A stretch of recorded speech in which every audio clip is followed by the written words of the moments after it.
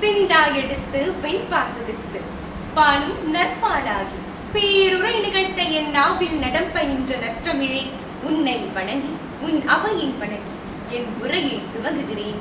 வணக்கம். இந்த நன்னாளில் என் பேச்சை கேட்பதற்கு குழுமி இருக்கும் அனைவருக்கும் கண்டிப்பாக ஒரு சந்தேகம் இருக்கும். இன்று நான் எதை பற்றி பேசப் போகிறேன்? இன்று நான் பேச இருப்பது தமிழர்களின் பண்பாடு மற்றும் பாரம்பரியம். அதை பற்றி தான் இன்று உங்களிடம் நான் பகிர்ந்து கொள்ள போகிறேன். தமிழர்களின் பண்பாடு என்று சொல்லும் பொழுது அடுக்கிக் கொண்டே போகலாம் அல்லவா?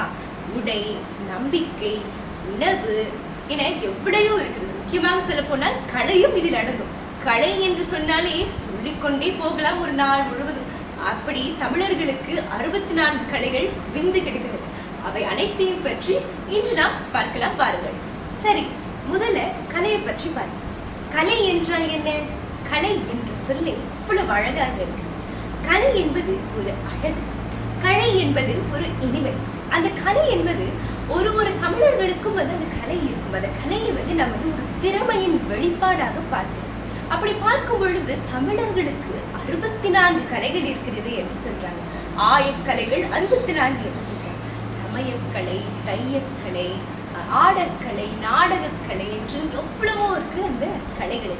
இப்ப இந்த கலைகள்னு சொல்லும் பொழுது ஒவ்வொரு கலையும் பார்த்தோம்னா மிக நுணுக்கமாக இருக்கின்றது. இந்த நுணுக்கமான கலைகளை நம்மால் கற்றுக்கொள்ள முடியும். இந்த ஒவ்வொரு கலையும் கற்றுக்கொள்ளும் வகையில் அமைவதுதான் இது கலைன்னு சொல்றாங்க. இந்த கலையை இந்த கலை என்பது ஒரு தனித்திறமைன்னு கூட சொல்லலாம். ஒவ்வொருவரும் ஒரு தொழில் சிறந்து விளங்குவாங்க. அந்த வகையில அவர்கள் செய்யும் தொழில் சிறந்து விளங்கும் பொழுது அதை திறமையா பார்க்க, அந்த திறமைதான் கலையாகிறது என்று கூட நம்ம சொல்லலாம். அந்த வகையில நம்ம இன்று நிறைய கலைகளை பார்க்க போறோம். அதுல நம்ம முதலாவதாக பார்க்க போகிறது நடனக்கலை. சரி, நடனம் என்றால் என்ன? நடனம் என்பது இசைக்கு ஏற்ப நாம் உடலை அசைப்பதுதான் இந்த நடனம் என்று சொல்றோம். அந்த வகையில நடனம் என்று சொல்லும் பொழுது தமிழர்களின் பாரம்பரிய நடனமாக நாம் எதை பார்க்கிறோம்? பரதநாட்டியத்தை பார்க்கிறோம். பரதநாட்டியம் என்று சொல்லும் பொழுது இது முன்பு காலத்தில் சதிராட்டம் என்று சொல்றாங்க. சதிராட்டத்தை முன்பு காலத்துல தெய்வத்திற்கு பணிகள் செய்யும் தேவதாசிகள் தான் இந்த பரதநாட்டியத்தை ஆடி வந்தாங்க அப்படின்னு சொல்றாங்க. அதன் பிறகு இந்த பரதநாட்டியம் காலத்திற்கு மாற்றத்திற்கு ஏற்ப மருவி அது இப்போ பரதநாட்டியம் என்று பெயர் வந்திருக்கு. இந்த பரதநாட்டியம் என்ற பெயர் யார் கொடுத்தாங்க தெரியுமா? ருக்மணி அருண்டேல் அவர்கள் தான். முன்பு காலத்துல தலை தூங்கி இருந்த அந்த பரதநாட்டியம் பின்பு தேய்பிறை போல வளர்ந்து விட்டது. தேய்பிறை போல தேய்ந்து விட்டது. அதற்கு பிறகு இந்த பரதநாட்டியத்தை மீண்டும் தூக்கி நிறுத்தி நிலைநாட்டியது யார் என்று பார்த்தோமானால் இந்த ருக்மணி தேவி அருண்டேல் அவர்கள் தான் என்று பார்க்கிறோம். சரி, இப்ப இந்த பரதநாட்டியத்திற்கு பரதம் என்று எப்படி பெயர் வந்தது? இந்த பரதத்திலும் ஒரு ஆழமான நுணுக்கம் இருக்கு பாருங்க. பா என்பது பாவம், முக பாவனைகள், சிரிப்பு, கோபம், அந்த மாதிரி நிறைய 9 முக பாவனைகளை காட்டும் பொழுது அது நவரசம் என்று சொல்றாங்க. அந்த மாதிரி முக பாவனைகள் எல்லாத்தையும் காட்டி அவர்கள் ஆடுவாங்க. அது மட்டும் இல்லாமல் 2 ராகம் இசை. பரதம் என்று இல்லை, எந்த நடனத்திற்கும் இசை கண்டிப்பா இருக்கும். அந்த வகையில இசையோடு கூடியே ஆடுவாங்க. 3வது பார்த்தோம்னா தாளம் என்று சொல்லும் பொழுது சரியான தாளத்துல ஆடுறாங்களா, சரியான தாளத்துல அவங்க காலடிகளை எடுத்து வைக்கிறாங்களா அப்படின்னு பார்ப்பாங்க. இந்த பாவம், ராகம், தாளம் என்று இந்த 3ம் இணையும் பொழுதுதான் இந்த அழகான பரதநாட்டியம் என்ற அந்த நடனம் இடம்பெறுகிறது. இந்த பரதநாட்டியம் சொல்லும் பொழுது தமிழர்கள் இந்த பரதநாட்டியத்தை விரும்பி ஆடிக்கிட்டு இருக்காங்க. தமிழர்கள் மட்டும் இல்லைங்க, இன்றைய காலகட்டத்தில் பிற இனத்தவர்கள், அதாவது முக்கியமாக சீனவர்களும் இந்த பரதநாட்டியத்தில் ஆர்வம் கொள்றாங்க. ஏன் அப்படின்னு பார்த்தீங்கன்னா, இந்த பரதநாட்டியம் என்பது அவ்வளவு சிறப்பாகவும் அழகாகவும் இருக்குது. இந்த பரதநாட்டியம் ஆட பெண்களை பார்த்தீர்கள் என்றால் அவர்கள் முகத்தில் அவ்வளவு அழகாக அந்த முகப்பூச்செல்லாம் போட்டு அவ்வளவு அழகாக ஆடுவாங்க. அது மட்டும் இல்லைங்க, அந்த சலங்கையை பார்த்தாலே பரதம் பிடிக்காதவங்களுக்கு கூட பிடிச்சு போயிடும்னா பார்த்துக்கங்களேன். அந்த சலங்கையில இருக்கிற அந்த அழகு எதுலையுமே நம்ம பார்க்க முடியாது.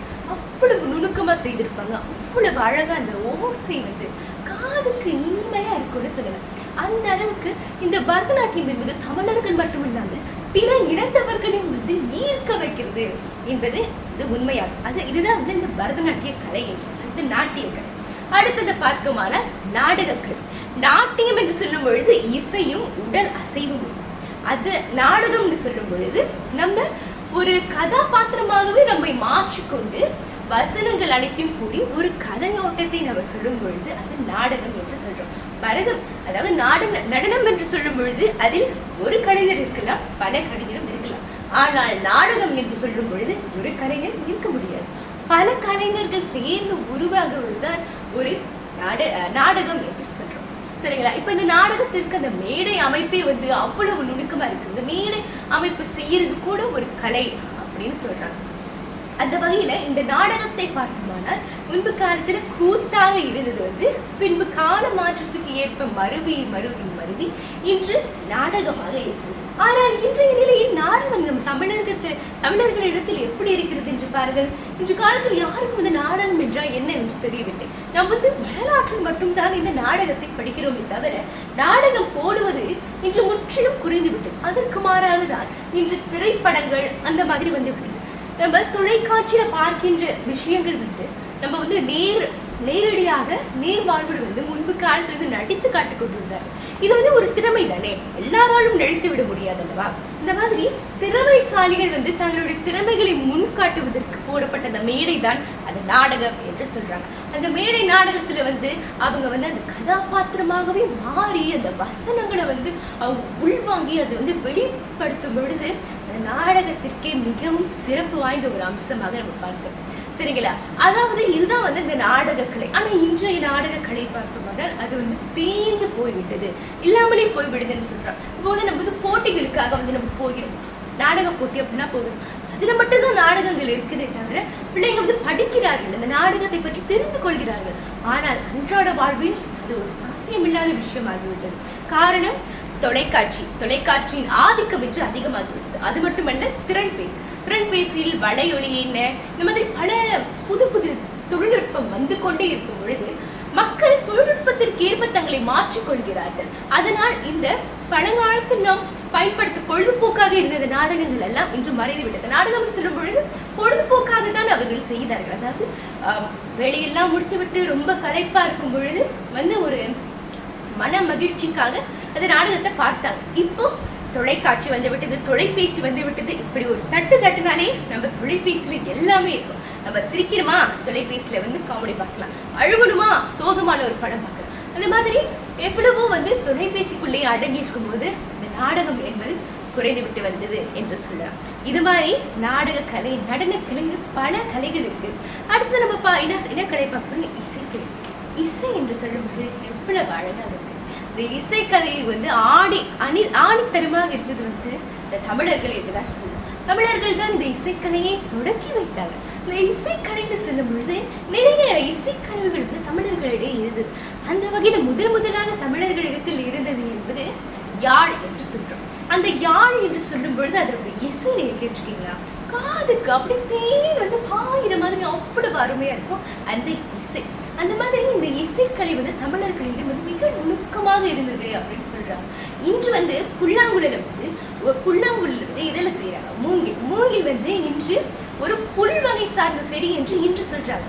ஆனா முன்பு காலத்திலேயே அந்த மூங்கில் புல் வகை சார்ந்தது என்று சொல்லும் ஒரு குறியாக புல்லாங்குழலுக்கு புல் ஆங்குழல், புல்லை சார்ந்தது என்று வைத்திருக்காங்க. இதுலயே தெரியலையா நம்ம தமிழர்கள் முன்பு காலத்திலேயே அறிவியல் சார்ந்தே கலைகளை வைத்திருக்காங்க என்று. அந்த மாதிரி இந்த இசைக்கருவிகளை அவங்களே உருவாக்கி இசை அமைத்து அவர்கள் செய்யறது இந்த இசைக்கலை. இன்று இந்த இசைக்கலை மிகப்பெரிய ஒரு பரிமாற்றம் அடைந்திருக்கிறது என்றுதான் சொல்லுவோம். தமிழர்களின் இசைக்கலையை மையமாக வைத்தே பல இனத்தவர்கள் அவங்களுடைய இசைக்கருவிகளை உருவாக்கியிருக்காங்க என்று கூட சொல்லலாம். இதுதான் இந்த கலைகள். இது வரைக்கும் நான் 3 கலைகளை உங்களுக்கு சொல்லுவேன்: நாடகக்கலை, நடனக்கலை, இசைக்கலை. இது மூணுமே நம்மளால அடித்துக் கொள்ளவே முடியாது. தமிழர்கள் சிறந்தவர்களாக இருந்தார்கள் என்று கூட சொல்லலாம். சரி, இப்ப அடுத்த கட்டத்துக்கு நம்ம சொல்லுவோம். அடுத்த கலையில அடுத்ததாக நம்ம பார்க்க போறது என்னவென்று பார்த்தீர்கள் என்றால் ஆடை. சரி, நம்ம அடுத்து ஆடையை பற்றி பார்ப்போம். ஆடை என்று சொல்லும் பொழுது உடலை போர்த்தி கொள்வதற்கோ அல்லது உடலை மறைத்துக் கொள்வதற்கோ நாம் போடுவதுதான் ஆடை என்று சொல்றோம். அந்த வகையில் தமிழர்களின் பாரம்பரிய உடை என்று சொல்லும் பொழுது நம்ம என்னத்தை பார்க்கிறோம்? இதுவா, இந்த கோட்டு சட்டையா? இல்லைங்க. தமிழர்களுடைய பாரம்பரியம் என்று சொல்லும் பொழுது அது வேட்டி மற்றும் சேலை, இதுதான் நம்ம சொல்றோம். சேலையை பார்த்திருக்கிறீர்களா? சேலை எவ்வளவு அவ்வளவு அழகாக இருக்கும். அந்த ஒவ்வொரு மடிப்பும் பாருங்களேன் எவ்வளவு நுணுக்கமாக இருக்கும். இதுதாங்க இந்த தமிழர்களுடைய அந்த பெருமைன்னு சொல்றோம். ஒரு உடையில கூட அவ்வளவு அழகு சேர்த்து அந்த உடை கூட கவரும் வண்ணத்துல அமைகிறது பாருங்க, பார்த்தீங்களா? அதுதாங்க தமிழர்களுடைய அந்த மாண்பு, தமிழர்களுடைய பெருமை என்று சொல்லலாம். இந்த மாதிரி இந்த தமிழர்களோட சேலை முன்பு காலத்துல அன்றாட நாட்களில் கூட சேலை அணிந்து கொண்டுதான் இருந்தாங்க. என்ன வேலை செய்தாலும் இந்த சேலை என்பது அவர்களுக்கு ஒரு பொருட்டாகவே இல்லை. சேலை ஒரு அன்றாட வாழ்வில் சுலபமாக கட்டிக்கொண்டு இந்த சேலையை வைத்துதான் அவர்கள் வேலை செய்து கொண்டிருந்தார்கள். ஆனால் இன்று அந்த சேலை நம்மகிட்ட இருக்குதா? இல்லைங்க. இன்று ஒரு நிகழ்ச்சி, பொங்கல் நிகழ்ச்சி நடக்குதா, தீபாவளி நிகழ்ச்சி நடக்குதா, அப்பதான் போயிட்டு சேரியை வாங்குவாங்க, அப்பதான் போயிட்டு தேடுவாங்க வீட்டுல சாரி இருக்கான்னு. அதுவும் இன்றைய காலகட்ட தமிழ் பெண்களுக்கு சாரியை கட்ட தெரியலைங்க. என்னங்க இதுதான் தமிழர்களின் நிலை என்று. இந்த மாதிரி தமிழர்களின் பாரம்பரிய உடையை உடுத்த தெரியாம பலர் இருப்பது ஒரு அவல நிலை என்று நம்ம பார்க்கிறோம். இந்த சேலையை நம்ம கட்டும் பொழுது அது பெண்களுக்கு ஒரு நளினத்தை கொடுத்தது. இந்த சேலையை கட்டும் பொழுது அவர்கள் ஒரு பெண்மையை உணர்வாங்க. இந்த சேலையில அவர்களுக்கு அவ்வளவு ஒரு மகிழ்ச்சியை தர வேண்டியது இந்த சேலை. இந்த மாதிரி தமிழர்கள் உடுத்தும் இந்த உடை பார்த்தீர்கள் என்றால் அவ்வளவு அழகாகவும் அவ்வளவு நேர்த்தியாகவும் இருக்கும். ஆனால் இன்றைய காலகட்டத்தில் சேலை தமிழர்கள் அணிவதில்லை என்றுதான் நான் உங்களுக்கு சொன்னேன். இப்ப கோவில்களுக்கு போனாலே சேலை தான் அணியணும், பாரம்பரிய உடையான சேலை வேட்டி அணியணும் என்று சொல்றாங்க. ஆனா இன்னைக்கு என்னங்க அணிஞ்சிட்டு போறாங்க? ஜீன்ஸ் சட்டை, அரக்கால் சுடுவாரு, இதுதானே போட்டுட்டு போறாங்க. இதுவா தமிழர்களின் பாரம்பரியம்? இதுதான் ஐயா இன்றைய தமிழர்களின் அவல நிலை. இப்படி கோவிலுக்கு போகும் பொழுது கூட பாரம்பரியத்தை மீறுறாங்க. இன்றைய காலகட்டத்தில் கோவில் வாசலில் என்ன போடுறாங்க? உடை, ட்ரெஸ் கோட் அப்படின்னு சொல்லிட்டு என்ன உடை அணியணும் கோவிலுக்கு முன்னாடியே போட்டிருக்காங்க. எதற்கு போடணும்? எதற்காக இன்றைய காலகட்டத்தில் இது போட்டிருக்காங்க? முன்பு காலத்துல அந்த மாதிரி இருந்ததா? முன்பு காலத்துல அந்த மாதிரி இல்லை. ஆனா இன்று காலகட்டத்துல அந்த மாதிரி போட்டிருக்காங்க. ஏன்? ஏன்னா அதை மீறுறாங்க. அதை மீறதுனாலதான் மீறக்கூடாது என்பதற்காக அந்த ஒரு எச்சரிக்கையை போட்டிருக்காங்க. ஆனா இன்னைக்கும் நம்ம அதை மீறி கொண்டுதான் இருக்கோம். சோம்பேறியா இருக்கு, எதுக்கு சாரி கட்டிட்டு கோவிலுக்கு தர போறோம் அப்படின்னு ஒரு அலட்சிய போக்கு. இந்த மாதிரி அலட்சிய போக்கு இருக்கிற அந்த சிந்தனை இருக்கிற அந்த மனிதர்களாலதான் இந்த தமிழர்கள் இந்த பண்பாடும் இந்த பாரம்பரியம் சிதைந்து கொண்டு போகிறது என்று சொல்லலாம். இந்த பாரம்பரியம் சிதைந்து போவதற்கு யாரும் வெளியாளுக வர தேவையில்லைங்க. நம்ம தமிழர்களே போதும். நம்ம பாரம்பரியத்தை சிதைக்கிறதுக்கு நம்மளே போதுங்க. அந்த மாதிரி தான் இன்று நம்ம பண்ணிக்கிட்டு இருக்கோம். நம்ம இது சரியான விஷயமே அல்ல. நமது பாரம்பரிய உடை என்பது நம்மளுடைய உடை என்பது நம்மளுடைய ஒரு அங்கீகாரம் அல்லது நம்ம ஒரு அடையாளம். உடை என்பது நம்மளோட அடையாளம். அந்த சேலை வேட்டி அணிந்து கொண்டு போகும்பொழுது நமக்கு ஒரு பெருமை இருக்கணும். தமிழனுடைய பாரம்பரிய உடையை நான் அணிந்து கொண்டு போறேன் என்று பெருமையாகவும் பெருமிதமாகவும் சொல்ல வேண்டும். இந்த வேட்டியை கட்டும் பொழுது, இந்த வேட்டியை மடித்து கட்டும் பொழுது அவனுக்கு ஒரு பெருமை இருக்கணும். அதுதாங்க உண்மையான தமிழன். ஆனா அதெல்லாம் போடுறதுக்கு கூச்சப்படுறாங்க. ஜீன்ஸ் போட்டாதான் எல்லாம் மாடர்னா இருப்பேன், ட்ரெண்டுக்கு வாங்க, சாரி வேட்டில கட்ட மாட்டேன், நான் ஜீன்ஸ் தான் போடுவேன். என்னங்க இதுதான் இன்றைய தமிழர்கள் நிலை. இந்த மாதிரி சேலையோ வேட்டியோ பாரம்பரிய உடைய கேவலமா பாக்குறாங்க, ரொம்ப அவமதிக்கிறாங்க. இது ரொம்ப ரொம்ப தவறான விஷயம் என்று நான் சொல்றேன். அது மட்டும் இல்லாமல் சிறு பிள்ளைகளுக்கு சேலையா கட்ட முடியும் இல்லைங்க. சிறுபிள்ளையோட பாரம்பரிய உடை பார்த்தீங்கன்னா பட்டுப்பாவாடை தாவணி. இன்று அந்த பட்டுப்பாவாடை தாவணி எல்லாம் பார்க்கறது ரொம்ப அரிதா போயிடுச்சு. நீங்க பார்த்தீர்கள் என்றால் சின்ன பிள்ளைகளுக்கு அந்த பட்டு பாவாடையை போடும் பொழுது அவ்வளவு அழகாக இருக்குது. சின்ன குழந்தைகள் அந்த மழலை பருவத்தில் இந்த பாவாடையை அணிந்து கொண்டு வரும் பொழுது பார்க்கும் பொழுது அவ்வளவு அழகாக இருக்கும். அது மட்டும் இல்லாமல் பெண்கள் தாவணியும் அணிந்து வந்தாங்க. தாவணின்றது அவ்வளவு அழகான ஒரு விஷயம். ஆனால் இன்று நமக்கு அது மறைந்து விட்டது. இன்று அதற்கு பதிலாக என்னத்தை அணிகிறார்கள்? திருமணத்திற்கு போனால் தாவணியை பார்க்க முடியவில்லை.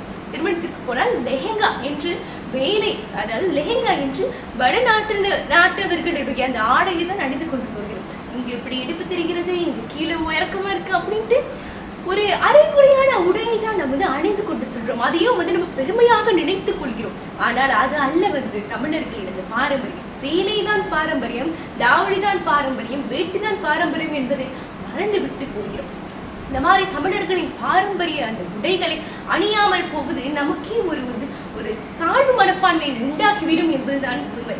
அது நம்ம கண்டிப்பா எங்க போனாலும் நம்மளோட பாரம்பரிய உடையை மறக்கக்கூடாது. ஏன்னா அதுதான் நம்மளோட அடையாளம். சரி, அடுத்து நம்ம தமிழர்களின் பாரம்பரிய உணவை பற்றி பார்க்கலாம். உணவு என்று சொல்லும் பொழுது சாப்பாடு நமக்கெல்லாம் சாப்பாடு தானே முக்கியம், நமக்கு சோறு தான் முக்கியம் அப்படின்ட்டு எப்படியோ நம்ம சொல்லிக்கிட்டு இருப்போம்ல. அந்த மாதிரி தமிழர்களின் பாரம்பரிய உணவு என்று சொல்லும் பொழுது எவ்வளையோ உணவுகள் இருக்கு. தோசை, இட்லி என்று எவ்வளவோ பாரம்பரிய உணவுகள் இருக்கு. உணவே மருந்து, மருந்தே உணவு என்று சொல்வாங்கல்ல. உணவை நம்ம தமிழர்கள் முன்பு காலத்துல மருந்தாக வைத்துக் கொண்டு வந்தார்கள். எந்த ஒரு நோய்க்கும் சரி உணவை வைத்தே சரி பண்ணிடலாம்னு சொல்லுவாங்க. அந்த மாதிரி மருந்தாக இருந்த அந்த உணவு இன்றைய காலத்தில் மருந்தே உணவு என்று ஆகிவிட்டது. அதாவது அந்த மருந்து மாத்திரைகள் தான் இது சாப்பாடாக நம்மளே மாற்றிக்கொண்டோம். அந்த வகையில தமிழர்களின் பாரம்பரிய உணவு என்று சொல்லும் பொழுது இந்த தோசை, இட்லி, கேழ்வரகு இட்லி, இந்த மாதிரி கொள்ளு, ரவை, இந்த மாதிரி நிறைய தமிழர்கள் முன்பு காலத்துல உண்டு கொண்டு வந்த அந்த உணவுகள் பழக்க வழக்கம் இன்று மாறிவிட்டது என்று சொல்லலாம். இப்ப கொள்ளு, கேழ்வரகு என்று சொன்னால் இன்றைய பிள்ளைங்களுக்கு தெரிய போகிறதா? உங்களுக்கு தெரியுதா கொள்ளு கேழ்வரகு என்றால் என்ன? உங்களுக்கு தெரியவில்லை தானே? கொள்ளு கேழ்வரகு தமிழர்களின் பாரம்பரிய முன்பு காலத்துல உண்டு கொண்டு வந்தார். அது உடலுக்கு எவ்வளவு ஒரு சத்தை தரும் என்று உங்களுக்கு தெரியுமா? அந்த மாதிரி தமிழர்களுக்கு பொக்கிஷமாக இருந்த அந்த உணவு முன்பு காலத்துல வயல்ல வேலை செய்தாங்க, போயிட்டு வேட்டையாடினாங்க. அதுக்கெல்லாம் எங்கிருந்து தெம்பு வருது? போயிட்டு ஜிம்முக்கு போயிட்டு எழுத்திக்கிட்டு இருந்தாங்க உடம்ப. இல்லைங்க, இந்த சாப்பாடு தான், இந்த உணவு உண்டு உண்டு நல்ல ஒரு சத்து கொடுக்குற உணவு உண்டு தான் முன்பு உடம்பு திடகாத்தமா வச்சுக்கிட்டு இருக்காங்க. ஆனா இன்றைய பிள்ளைங்களை போய் பாருங்க, வெறும் எலும்பு சுள்ளியா இருக்கிறாங்க. இதுதான் ஐயா இன்றைய நிலை. இந்த உணவை மாத்தினாலேயே உடல் தானா மாறிவிடும் என்று சொல்லுவாங்க. இந்த தோசை, இட்லி உலகத்திலே அங்கீகாரம் பெற்று ஒரு சிறந்த ஒரு பசியாரை என்று சொல்லி, காலை உணவு என்று சொல்லி அங்கீகாரம் பெற்றிருக்கு இந்த தோசையும் இட்லியும். அந்த வகையில இந்த தோசை, இட்லி உடலுக்கு அவ்வளவு ஒரு தெம்பு தரும். இன்றும் நம்ம உண்டு கொண்டுதான் இருக்கிறோம். தோசை, இட்லிலாம் இருந்து கொண்டுதான் இருக்கு. ஆனா மற்ற உணவுகள்லாம் பாருங்க, இன்று ரொம்ப இன்று பெண்கள் பார்த்தீர்கள் என்றால் அவர்களுடைய பெண்களின் அந்த கடமை என்பது மாறிவிட்டது. முன்பு காலத்துல பெண் தான் வீட்டுல இருப்பாங்க, பிள்ளைய பத்துக்குவாங்க, பிள்ளைய பாத்துக்குவாங்க. அதுதான் அவங்களோட கடமை. வீட்டை சுத்தப்படுறது, பிள்ளைய பாத்துக்கிறது, வீட்டை சுத்தப்படுறது, பிள்ளைய பாத்துக்கிறது, கணவனை பாத்துக்கிறது, இவ்வளவுதாங்க பெண்களோட வேலை. ஆனா இன்னைக்கு பெண்களை பாருங்கள், அவர்கள் வேலைக்கு போகிறது, ஆண்களுக்கு சமமாக நின்று சம்பாதிக்கிறார்கள் பெண்கள். அதனால் முன்பு காலத்துல வீட்டுல இருந்த அந்த பெண்கள் சமைத்து போடும் பொழுது வாய்க்கு ருசியாக விதவிதமாக சமையல் கலையை மிகவும் விருப்பப்பட்டு செய்தாங்க. ஆனால் இன்றைய பெண்கள் இந்த சமையல் கலையை வெறுக்கிறாங்க. எனக்கு கிச்சனுக்கே போவேன், ஒரே வேர்வையா இருக்கு, எனக்கு கிச்சனே வேணாம், கிச்சன் பக்கமே போக மாட்டேன்னு ஒதுக்கி வைக்கிறாங்க. இதுதான் ஐயா இன்றைய பெண்களுடைய அவல நிலை. அதாவது இன்றைய பெண்கள் வேலைக்கு போகும் காரணத்தினால் அவர்கள் வீட்டில் இருக்க மாட்டேங்கிறார்கள். வீட்டில் இல்லாததால் அவர்கள் சமைக்க தவறி பிடிக்கிறார்கள். அவர்கள் சமைக்காததுனால என்ன நடக்குது? அதன் விளைவாக அவர்களோட கணவர்களும் அவர்களோட பிள்ளைகளும் எங்க போய் சாப்பிடுறாங்க? பர்கர், பீஸா, இந்த மாதிரி வெளிநாட்டு வாழ்வில் தாக்க முடியாத உணவுகள். பர்கர், பீஸா உடலுக்கு அவ்வளவு கெடுதிங்க. எல்லாம் விரைவு உணவுல என்ன சீக்கிரமா 5 நிமிஷத்துல உங்களுக்கு பர்கர் ஆர்டர் பண்றீங்களா, மிஞ்சி போனா 15 நிமிஷம் வெயிட் பண்ணணும், அவ்வளவுதான். உங்களோட பர்கரும் பீஸாவும் வந்துடும், நீங்க ஆர்டர் பண்றது வந்துடும். ஆனா தமிழர் சாப்பாடுனா என்னது? வீட்டுல உட்காந்து காய்கறியை வெட்டணும், கடுகு போடணும், சமைக்கணும், வதக்கணும், அதை பண்ணணும், இதை பண்ணணும், அரைக்கணும், இந்த மாதிரி எவ்வளையோ ப்ராசஸ் இருக்கு. ஆனா ஒண்ணு நமக்கு சீக்கிரமா கிடைக்குதுன்னா அது நிலைக்காது அப்படின்னு சொல்லுவாங்க. நிறைய நம்ம அதுக்காக உழைக்கும் பொழுதுதான் அது அவ்வளவு ஒரு புனிதமான ஒன்றா நம்ம கருதுறோம். அந்த வகையில பணத்தை கட்டி நம்ம விரைவா அந்த பர்கரையும் பீஸாவையும் வாங்கிடுறோம். ஆனா அது உடம்புக்கு போயிட்டு அதுதான் பிற்காலத்துல கோளாறா ஆகுறது. இன்று ஒபேசிட்டின்னு சொல்லுவாங்கல்ல ஆங்கிலத்துல, உடல் பருமன். இந்த உடல் பருமனுக்கு மூல காரணமாக அமைவது இந்த விரைவு உணவுகள் தான். அதற்கு மாறா முன்பு காலத்துல இந்த உடல் பருமன்னா பார்க்கறது ரொம்ப அரிது. முன்புலாம் திடகாத்தமா நல்ல உடல் கட்டுமைப்பு அவ்வளவு அழகாக இருக்கும். ஆனால் இன்று எல்லாம் ஓடி போய் கிடக்கிறோம். இந்த உடல் பருமனோடையும் ஒண்ணு உடல் பருமனா இருக்கும், இல்லை ரொம்ப ஒல்லியா சின்னதா இருக்கும். இதுக்கெல்லாம் காரணம் இந்த உணவு பழக்கம் தாங்க. காலத்துல தமிழர்கள் பயன்படுத்தி இந்த உணவு பழக்கங்களை பின்பற்றி வந்தாலே நம்ம உடல்லாம் இன்று நல்ல நிலையில இருக்கும். ஆனால் இல்ல, மேலை நாட்டு வாழ்வியல் தாக்கம், வெள்ளக்காரன் தான் சிறந்தவன், வெள்ளக்காரன் மேன்மையானவன், அவனை போற்றி அவனை மாதிரியே நான் இருக்கணும் அப்படின்னு சொல்லி நம்ம இன்று மருவி மருவி மருவி இன்று நாம் இந்த நிலையில் இருக்கோம். அவன் வெள்ளக்காரன், வெளிநாட்டுக்காரன், குளிர் பிரதேசத்துல இருக்காங்க, அவனுடைய நாட்டுல குளிரா இருக்கு, அவன் உடம்புக்கு சூடு வேணும், அதனாலதான் இந்த விரைவு உணவை சாப்பிட்றாங்க. விரைவு உணவு உடம்புக்கு சூடு கொடுக்கும். ஆனா இன்னைக்கு நம்மளே இருக்கிறது சூடு, அவ்வளவு சூடா இருக்கு. அந்த இடத்துல நமது விரைவு உணவு உண்ணும் பொழுது அது நம்ம உடம்பை இன்னும் சூடாக்கிவிடும், சோம்பலா ஆக்கிவிடும். நல்லா சாப்பிட்டுட்டு வயிறு முட்டை சாப்பிட்டுட்டு சோம்பலா வீட்டுல படுத்து கிடக்குறோமே தவிர நம்ம போய் வேலை செய்ய மாட்டோம். விரைவு உணவு சாப்பிட்டாலே அதுதாங்க பிரச்சனை. நமக்கு சோம்பல் ஆயிரும். நம்ம புத்துணர்ச்சி, விரைவு உணவு சாப்பிட்டுட்டு பர்கர் பீஸாவை சாப்பிட்டு நீங்க என்னைக்காவது போயிட்டு புத்துணர்ச்சியோட போய் வேலை செய்யறீங்களா? இல்லைங்க, அது நம்மளை சோர்வாக்கிவிடும். அப்படியே மந்தமா மாதம் தூக்கம் வந்துடுவாங்க. அதுதாங்க அந்த விரைவு உணவோட தாக்கம். அது கூட தெரியாம இன்னைக்கு அதுதான் சிறந்த உணவு, அதுதான் சுவையா இருக்கு, ருசியா இருக்குன்னு இன்றைய பிள்ளைங்க அதைத்தான் நாடி போய் கொண்டிருக்கிறாங்க. அதுதான் ரொம்ப தவறான செயல். இந்த தமிழர்களுடைய பாரம்பரிய சாப்பாடு பார்த்தீங்கன்னா எக்கச்சக்கமா இருக்கு. இந்த கடுகு இதெல்லாம் சாப்பாடுல சேர்க்கும் பொழுது அது எவ்வளவு ஒரு மேன்மையை தரும். அந்த ஒரு நம்ம சொல்ல முடியாது. இப்போ மிளகு பார்த்தீங்கன்னா, மிளகு சாப்பாடுல சேர்க்கிறாங்க. 10 மிளகு, எதிரி வீட்டுக்கு போனா கூட 10 மிளகு எடுத்துட்டு போ, அவன் அந்த சாப்பாடுல விஷம் கலந்தா கூட 10 மிளகு சாப்பிடு, உனக்கு உன்னோட அந்த விஷம் எல்லாம் போயிடும், எவ்வளவு கூடிய விஷமா இருந்தாலும் இந்த மிளகு சாப்பிட்டு போயிடும் அப்படின்ட்டு முன்பு காலத்துல அறிஞர்கள்லாம் சொன்னாங்க. அந்த மாதிரி மிளகு, கடுகு, சீரகம் இதெல்லாம் சாப்பாடுல கலந்து அவங்க சாப்பிட்டாங்க. ஆனா இன்னைக்கு அதெல்லாம் இல்லவே இல்லை. சாப்பாடை சமைப்பதே அரிதாகி விட்டது. இதுல இந்த மிளகு, காடகு இதெல்லாம் சேர்த்து சமைப்பது இன்னும் அரிதாகி விட்டது. ஆக இந்த மாதிரி தமிழர்களின் உன்னதமான இந்த உணவு பழக்க வழக்கங்களை நாம் பின்பற்றி வராமல் அதை மறந்து கொண்டு போகிறோம் என்பதுதான் ஒரு கவலைக்கிடமான விஷயம். அது மட்டும் இல்லாமல் இன்று நாம் மறந்து விட்டோம் என்பதற்காக மற்ற இனத்தவர்கள் நம் உணவுகளை அவர்களுடைய உணவு என்று அவர்கள் தூக்கி கொண்டு போறாங்க. ஏன்னா நம்ம உணவு அவ்வளவு மாண்மையானது, அவ்வளவு மேன்மையானதுங்க. அதை நம்ம பின்பற்றாத போது மற்றவர்கள் அது அவங்க உணவுன்ட்டு அவங்க கொண்டாடிக்கிட்டு போறாங்க. ஏன்னா அந்த உணவுல இருக்கிற மகிமை அவங்களுக்கு தெரியுது, ஆனா தமிழர்களுக்கு தெரியல. இதுதான் ஐயா இன்றைய தமிழர்களின் அவலநிலை. சரி, நம்ம அடுத்ததாக தமிழர்களின் நம்பிக்கையை பற்றி பார்ப்போம். நம்பிக்கை என்று சொல்லும் பொழுது தமிழர்களிடையே 2 வகையை நம்ம பார்க்கலாம். நல்ல நம்பிக்கை, இன்னொன்று மூட நம்பிக்கை. தமிழர்களிடையே இந்த 2 இருக்குன்னு தான் நான் சொல்லுவேன். இப்ப நம்பிக்கைன்னு சொல்லும் பொழுது இறை நம்பிக்கை, இறைவன் மீது நம்பிக்கை வைத்தல் என்பது நம்மளுடைய கொள்கைகளில் ஒன்று. அதே மாதிரி இந்த இறைவன் மீது தமிழர்கள் இன்னும் ஒரு 100% ஒரு 95% தமிழர்கள் இறைவன் என்று ஒருவன் இருக்கிறான், அந்த இறைவன் சிவனே என்று நம்புறாங்க, இறைவனை வழிபட்டு கொண்டு வராங்க. அந்த வகையில இறை நம்பிக்கை என்பது தமிழர்களில் தலை தோங்கி நிற்கிறது என்று கூட சொல்லலாம். ஆனா மூட நம்பிக்கையை பார்த்தோம்னால் மூட நம்பிக்கையும் இன்று வரை இருந்து கொண்டுதான் இருக்கிறது. மூட நம்பிக்கைன்னு பார்க்கும் பொழுது உதாரணத்திற்கு பள்ளி கத்தும் சத்தம். முன்பு காலத்துல பள்ளி கத்துனா நல்ல சகுனம். பள்ளி நான் ஒரு விஷயத்த சொல்லிக்கிட்டு இருக்கும் பொழுது பள்ளி சத்தம் கேட்டுச்சுன்னா அந்த விஷயம் நடக்கும் என்று முன்பு காலத்தில் நம்பிக்கிட்டு இருந்தேன். அந்த நம்பிக்கைகளும் ஒரு மூட நம்பிக்கை நம்பிக்கைகளும் இன்று வரை இருக்கு என்று சொல்றாங்க. அது மட்டுமல்லாமல் முன்பு காகம் கரைத்தால் வீட்டிற்கு விருந்தினர்கள் வரப்போறாங்க என்று. ஆனா முன்பு காலத்தில் இருக்கும் பொழுது அந்த விஷயங்கள் எல்லாம் சரியாக நிரூபிக்கப்பட்டிருக்கிறது. காரணம் அவை அனைத்தும்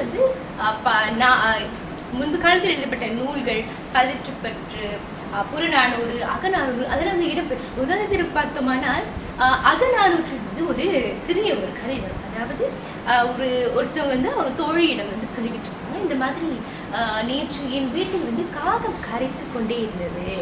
அதற்கு என்ன அறிகுறின்னு பார்த்தோம்னா, என் கணவன் போரிலிருந்து திரும்பி வந்து விட்டான், அந்த காகத்திற்கு நான் உணவு கொடுத்தேன் என்று அவங்க தோழியிடம் சொல்லுவது கதை அகநானூற்றில் இடம்பெற்றிருக்கும். அந்த மாதிரி காகம் கரைப்பது, இந்த பள்ளி கத்துவது இதெல்லாம் சங்க கால அந்த நூல்கள் இடம்பெற்று வந்தது. அதை நாம் இன்றும் மூட நம்பிக்கையாக பார்க்கிறோம். காரணம் அறிவியல் பூர்வமாக அது நிரூபிக்கப்படவில்லை. வேற மூட நம்பிக்கை பார்த்தோமானால் ஆண்களுக்கு வலது கண் துடித்தால் அது நல்லது நடக்கும், பெண்களுக்கு இடது கண் துடித்தால் நல்லது நடக்கும், மாற்றி ஆண்களுக்கு வந்து இடது கண் துடித்தா கெட்டது நடக்கும், பெண்களுக்கு வந்து வலது கண் துடித்தா கெட்டது நடக்கும் அப்படின்ட்டு வந்து இன்றைய காலகட்டம் வரையிலும் வந்து மூட நம்பிக்கைகள்லாம் இருந்து கொண்டுதான் வருகிறது. ஆனால் அது தலை தூங்கவில்லை. மூட நம்பிக்கைகளை வந்து வீழ்த்தி அந்த வகையில் வந்து இல்லாத பொழுது அது வந்து சரியான விஷயமா தான் பார்க்கணும். அந்த வகையில் இன்றைய நம்மளிடையே வந்து இந்த நம்பிக்கை என்று சொல்லும் பொழுது, இறை நம்பிக்கை என்று சொல்லும் பொழுது அது வந்து நல்ல ஒரு சிறந்த நிலையில தான் தலை தோங்கி இருக்கிறது என்று சொல்லும் பொழுது அது வந்து ஒரு பெருமைக்குரிய விஷயமாக தான் நம்ம பார்க்கலாம். இதுதான் நம்ம தமிழர்களிடம் இருக்கின்ற இந்த இறை நம்பிக்கையை வந்து நம்ம பார்க்கிறோம். சரி, அடுத்தாக வந்து நம்ம தமிழர்களுக்கிடையே வந்து இருக்கின்ற அந்த குடும்ப உறவுகள், அதை பற்றி சரி, இறுதியா தமிழர்களின் உறவு முறைகளை பத்தி பார்ப்போம். குடும்பம், இந்த குடும்பம்னு சொல்லும் பொழுது இந்த குடும்பத்துல வந்து தமிழர்களுக்கு வந்து எத்தனையோ வந்து உறவு முறைகள் இருக்குன்னு பார்க்கிறோம். அம்மா, அப்பா, மாமா, அத்தை, சிற்றப்பா, சிற்றன்னை, பாட்டி, தாத்தா, பூட்டன், பூட்டி, ஓட்டன், ஓட்டி, பரம்பரை என்று எவ்வளவோ குடும்ப உறுப்பினர்கள் வந்து தமிழர்களுடைய அந்த குடும்பத்துல வந்து இருக்காங்க. ஆனா இன்றுக்கெல்லாம் அந்த குடும்ப உறவினர்களை வந்து அந்த அழைக்கும் அந்த சரியான பெயரை வைத்து நம்ம அழைக்கிறோமா? இல்லை. அதுதான் இன்றைய நிலை. நம்ம வந்து இன்றைய காலகட்டத்துல அம்மா, அப்பா, மாமா, அத்தை என்ற அந்த அருமையான தமிழர்களுக்கு இருக்கின்ற உறவுகளை வந்து அழைக்காமல் அதற்கு மாறாக மம்மி, டேடி, ஆங்கிள், ஆண்டி என்று அழைத்து கொண்டிருக்கிறோம். இதில் எங்க இருக்கிறது அந்த உறவு? இதில் எங்க இருக்கிறது அந்த பாசம்? மம்மி, டேடி என்று சொல்லும்போது அந்த பாசம் எங்க இருக்கிறது? அம்மா என்று சொல்லும் பொழுது ஆ என்ற அந்த உயிர் எழுத்தும் இம் என்ற அந்த மெய் எழுத்தும் சேரும் பொழுது மா என்ற உயிர்மை எழுத்தாகிறது. உயிரும் மெய்யும் கலக்கும் பொழுது உயிர் மெய்யாகிறது பார்த்தீர்கள் என்றால் அந்த ஒரு அம்மா என்ற சொல்லிலே அவ்வளவு மகிமை இருக்குது. அம்மா என்று சொல்லும் பொழுது நமக்கு நம்மளுக்குள்ளேயே வந்து சிலிர்க்குது அல்லவா? அது மாதிரி இந்த சரியான உறவு முறைகளை வந்து அழைக்காமல் நம்ம வந்து மேலை நாட்டு வாழ்வியல் தாக்கத்துல வந்து இருக்கிறோம். மம்மி, டேடி, மாம் அப்படின்னு வந்து அழைத்து கொண்டிருக்கிறாங்க. இதுதான் ஐயா இன்றைய தமிழர்களின் அவலநிலை. இந்த மாதிரி அழைப்பது வந்து ஒரு சரியான விஷயமே அல்ல, சரியான விடயமே அல்லது வந்து ரொம்ப தவறு. இந்த மாதிரி நம்ம வந்து அழைக்கும் பொழுது நம்மளோட உறவு முறைகள் வந்து நம்ம மறந்து கொண்டே போறோம். சரி, இன்றைய நம்ம இளைஞர்களுக்கு வந்து போய் கேட்போமே, அவர்களுக்கு வந்து சிற்றப்பா, சிற்றண்டை, மாமா, அத்தை இதெல்லாம் தெரியுதா அப்படின்ட்டு கேட்கும் பொழுது இன்று வளர்ந்து வருகின்ற அந்த இளம் தம்பதியினர்களுக்கு வந்து இதெல்லாம் தெரியுது, அது ரொம்ப அரிதாகிவிட்டது. மாமா, அத்தையா, she's my aunt, she's my uncle அப்படிதான் சொல்றாங்களே தவிர மாமா, அத்தை என்று உறவு வைத்து அவர்கள் வந்து உரிமையாக அழைக்க மாட்டாங்க. இதுதான் இன்றைய தமிழர்களின் அவல நிலை என்று சொல்றோம். இந்த மாதிரி எப்படியோ ஒரு நல்ல பெயர்கள் என்று இருந்து அழைக்காமல் வந்து இந்த மாதிரி மேலை நாட்டவர்களுடைய அந்த பின்பற்றும் அந்த வழக்கு முறையை வந்து நம்மளும் பின்பற்றுவது வந்து சரியான தகவலே அல்ல என்றுதான் நம்ம சொல்லலாம். இந்த குடும்பம் என்று சொல்லும் பொழுது முன்பு காலத்துல வந்து கூட்டு குடும்பமாக வாழ்ந்தாங்க. கூட்டு குடும்பம் என்றால் என்ன? நம்ம வந்து பாட்டி, தாத்தா, அம்மா, அப்பா, சித்தப்பா, சின்னம்மான்னு எல்லாருமே ஒன்று கூடி ஒரு பெரிய வீட்டுல வந்து கூடி வாழ்வாங்க. 1000 ஜன்னல் வீடு இது அன்பு வாழும் கூடு. 1000 ஜன்னல் சொல்லும் பொழுது 1000 பேர், அதாவது 1000 உறவு முறைகளை வந்து அந்த குடும்பத்துல வந்து ஒன்று கூடி வந்து ஒற்றுமையா வந்து வாழ்வாங்க. அது வந்து ஒற்றுமையை வந்து நம்ம பார்க்க முடியும். ஆனா இன்னைக்கு அப்படி இல்லைங்க. குடும்பத்திலிருந்து பிரிஞ்சு தனி கொடுத்தன போறாங்க. கல்யாணம் பண்ண உடனே என்னால என் மாமியார் கூட இருக்க முடியாது, நான் தனி கொடுத்தனும் போறேன் அப்படின்ட்டு புருஷனைய கையோட கூட்டிக்கிட்டு தனி கொடுத்தனும் போயிடுறாங்க. இதுதான் ஐயா இன்றைய தமிழர்களின் வாழ்வியல் முறை. தனி குடும்பத்துல அம்மா, அப்பா, பிள்ளைங்க இந்த 3 பேர் தான் இருக்கிறாங்க. இந்த மாதிரி இருக்கும் பொழுது அந்த பிள்ளைகளுக்கு இந்த ஒற்றுமை என்ற அந்த விஷயம் வந்து அந்த ஒற்றுமை என்ற பண்பு வந்து குறைந்து போகுது. அது வந்து ஒரே கூட்டு குடும்பம் வாழும் பொழுது நிறைய சின்ன சின்ன பிள்ளைங்க இருப்பாங்க, அவங்களுடைய வயசு இருக்கிற பிள்ளைங்க இருப்பாங்க, அவங்களுடைய மூத்த வயசு இருக்கிறவங்க இருப்பாங்க. அப்ப வந்து சின்ன பிள்ளைங்க கூட வந்து ஒற்றுமையா வந்து இருப்பாங்க, ஒன்றா விளையாடுவாங்க. பெரியதான வயசானவங்க இருக்கும்போது அவர்களுக்கு வந்து மரியாதை கொடுப்பாங்க. எப்படி அவர்களை அழைக்கணும், எப்படி அவர்கள் வந்து மதிக்கணும், அதெல்லாம் வந்து கூட்டு குடும்பத்தை கற்றுக்கொள்வாங்க. கூட்டு குடும்பமா இருக்கும்போது அம்மா அப்பா வேலைக்கு போயிட்டாங்கன்னா பாட்டி, தாத்தா, சித்தப்பா, சித்தம்மா எல்லாம் வந்து வீட்டுல இருப்பாங்க. அவங்கள பார்த்து கொள்வதற்கு ஆளே தேவையில்லை. ஆனால் இன்று தனி கொடுத்தனம் போகும்பொழுது அம்மா அப்பா வேலைக்கு போயிட்டா பிள்ளை வீட்டுல தனியா இருக்குதுங்க. தனியா இருக்கக்கூடாதுன்னு சொல்லிட்டு இன்னைக்கு டே கேர், அதாவது டே கேர்ல விட்டுறாங்க. அதாவது தனியா வந்து அவர்களை வந்து பாதுகாக்கிறதுக்கு ஒரு தனி மையம் வைத்து அவர்களை வந்து அங்க விட்டு போறாங்க. அங்க என்ன நடக்குதுன்னே பெற்றோர்களுக்கு தெரிய மாட்டேங்குது. பிள்ளைங்க வந்து சரியா சாப்பிட்டாங்களா, பிள்ளைங்க என்ன செய்யறாங்க, பிள்ளைங்களோட நிலவரம் வந்து பெற்றோர்களுக்கு தெரியறது இல்லை. இது வந்து ஒரு முற்றிலும் வந்து ஒரு தவறான விடயம் என்று சொல்லுவோம். பிள்ளைகள் பெற்றோர்களிடம் வளரும் பொழுது அவர்கள் கற்றுக்கொள்கின்ற விஷயத்தை வந்து வேற யாருக்கிட்டையும் கற்றுக்கொள்ள முடியாது. பெற்றோர்கள் மட்டும்தான் ஆணித்தரமாக அவர்கள் மனதில் ஒரு விடயத்தை பதிய வைக்க முடியும். சிறு வயதிலிருந்தே ஒரு விடயத்தை வந்து அவர்களுக்கு கற்றுக்கொண்டு வைக்க முடியும். ஆனால் இன்று அதெல்லாம் தலைக்கீழாக மாறிவிட்டது. முன்பு காலத்தில் கூட்டு குடும்பத்தில் இருக்கும் பொழுது பிள்ளை பெற்கும் பொழுது பிள்ளையை எப்படி பார்த்துக்கணும், முதல் அக்கு வரை அந்த பிள்ளையை எப்படி பார்த்துக்கொள்ள வேண்டும் என்று அந்த பாட்டி வந்து சொல்லிக் கொடுப்பாங்க. அதாவது இந்த மனைவியுடைய அம்மாவோ அல்லது கணவனோட அம்மாவோ அவர்களுக்கு வந்து கற்றுக் கொடுப்பார்கள். பிள்ளையை எப்படி குளிப்பாட்டணும், அந்த பிள்ளைய முறையை எப்படி தூக்கணும், எல்லாமே சொல்லிக் கொடுப்பாங்க. ஆனால் இன்று பிள்ளைய பெற்றுவிட்டு அவர்கள் உடனே தனி கொடுத்து நம்ம போயிட்டு தான் பிள்ளைய பெற்றுக் கொடுக்குறோம். அந்த இடத்துல பாட்டின்னு வந்து ஒருத்தவங்க இல்லை. பாட்டி பிள்ளைய குளிப்பாட்டுறதுக்கு பாட்டியே காசு கொடுத்து வரவழைக்கிறாங்க. இன்று அந்த பாட்டிகளை வந்து ஒரு வாரத்துக்கு குளிப்பாட்டினாலே 600 வழி சம்பாதித்து விட்டுறாங்க. அந்த மாதிரி இன்றைய காலகட்டத்துல வந்து இவ்வளவு பரிமாற்றங்கள் வந்து அடைந்து விட்டு இந்த மாதிரி பாட்டி தாத்தா அந்த மாதிரி உறவுகள் நம்ம கூடயே இருக்கும் பொழுது அவர்களிடம் வந்து நம்ம நிறைய விடயங்களை கற்றுக்கொள்றோம். ஆனால் இன்று தனியாக பிரிந்து சென்று வாழும் பொழுது நமக்கு எதுவுமே தெரியாமல் போகிறது. நம்ம வந்து ஏமாற்றுகிறார்கள். வந்து எளிதாக வந்து பணம் இருக்கிறது என்ற ஒரே காரணத்தினால எளிதாக வந்து நம்ம ஏமாற்றப்பட்டு விடுகிறோம். அதனாலதான் கூட்டு குடும்பமா இருக்கிறது நல்லது என்று சொல்றேன். என்னதான் கூட்டு குடும்பமா இருக்கும் பொழுது சண்டை சச்சரவு வருங்க. ஐயோ எனக்கும் அவங்களுக்கும் வந்து ஆகாது, எனக்கும் அவங்களுக்கும் பேசிக்க மாட்டோம், அதனால எங்களால கூட்டு குடும்பத்துல இருக்க முடியாதுன்னு சொல்றாங்க. அதெல்லாம் தாண்டி கூட்டு குடும்பத்தோட சண்டை சச்சரவெல்லாம் தாண்டி ஒற்றுமையா எப்படி வாழ்றாங்க அந்த வாழ்வியலை கத்துக்கொள்ளுங்க. அதுக்காக தான் கூட்டு குடும்பமா வந்து முன்பு நம்ம தமிழர்கள் வாழ்ந்து வந்தாங்க.